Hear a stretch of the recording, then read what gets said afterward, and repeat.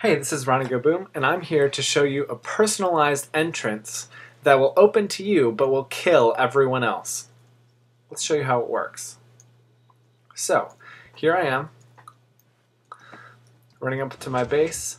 It's pretty obvious that right here there's a redstone ore switch, so I'm going to step on it, and it opens a door and I go into my base. Now let's pretend I'm somebody else. I'm an imposter. I'm not actually RonnygoBOOM. I come over here, I see Ronnie go into his base, and I want to do the same thing. So I'll come trigger this, and oh no, I'm falling and dying in the lava. I guess that's what I get for trying to outsmart Ronnie. Now the redstone back here is a little bit too complicated to explain easily, so I'm going to break it down into steps. The first step is to create a mechanism that will recognize you. To do that, all we have to do is place a fence post. 5 blocks away we place a pressure plate, and then we tame a wolf, attach him to a lead, and attach him to that fence post. I have a video explaining this whole process right here. Click on the link if you haven't seen it yet.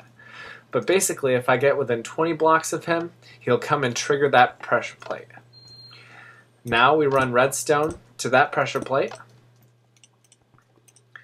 and he steps on and off of that pressure plate, which might turn this signal on and off sporadically, and we don't want an on and off signal. We want a pretty consistent signal. So what we're going to do is we're going to extend this pulse using a couple comparators like this, and that will change the pulse to be pretty constant. Even if he steps off that pressure plate for a moment, that pulse will be lengthened by those comparators.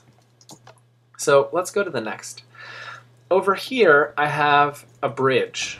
Now it's obvious that these pistons are supposed to push blocks in the way, and it's obvious that this button is supposed to trigger them, but it's not. And it's not doing it because I have that wolf sitting. Now basically what's happening is this repeater right here is turning off, it's locking this other repeater. So to unlock it, I have to allow this wolf to trigger this redstone, which turns off that redstone right there.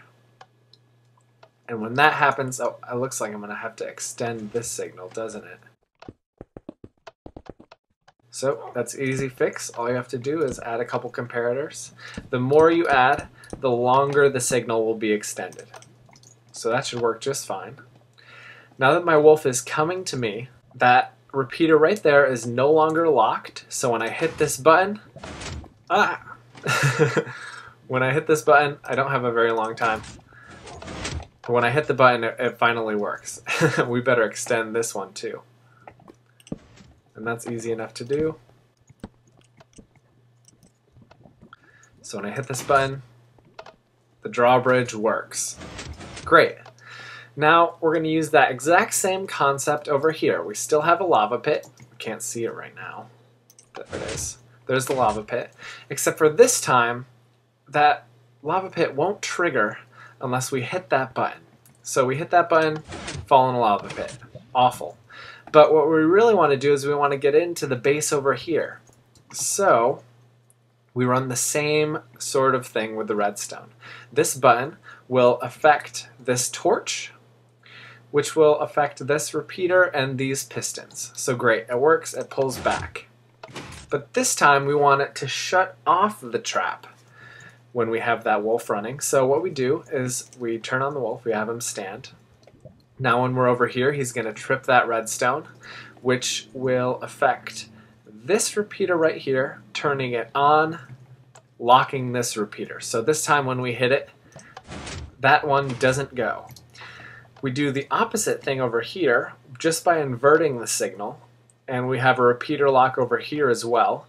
This time, since we inverted that signal from the wolf, and it has an off signal, this repeater is no longer locked. And since it's no longer locked, this button is allowed to pull back this wall, allowing us to get inside.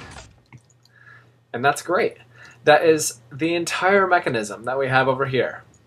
All we have are instead of repeater locks in this one, I used piston locks. It works the same way. When this piston extends, it prevents this redstone from connecting. And that's all that it does. And one additional feature that I added to this one is the lapis. All it does is tell you when that wolf is stepping on that pressure plate. If the wolf steps on the pressure plate, he will trigger that redstone, and that redstone will trigger these lamps to turn off. So it looks like normal lighting. I like to blend it in. No longer is he standing on the pressure plate.